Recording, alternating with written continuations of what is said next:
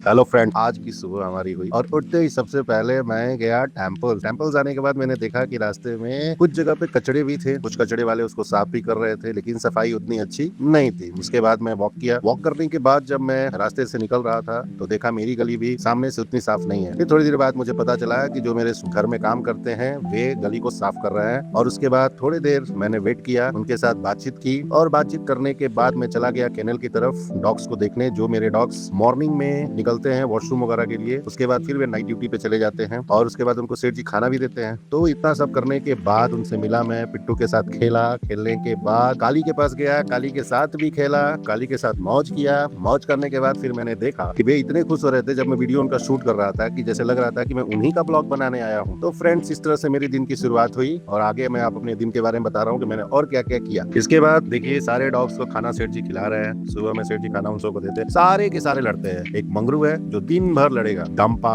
उसके बाद मेरी छोटी मुस्तफा। ये सारे डॉग्स हैं जिनको सेठ जी खाना खिलाते हैं। उसके बाद मैं ऑफिस चला जाता हूँ। ऑफिस का काम निपटारा करने के बाद जब मैं घर आता हूँ तो इवनिंग हो जाता है। इवनिंग होने के बाद थोड़ा मौसम का हालचाल लेते हैं। उसके बाद जो मेरी न्यू बॉर्न बेबी है उसके साथ मैं खेलता हूँ।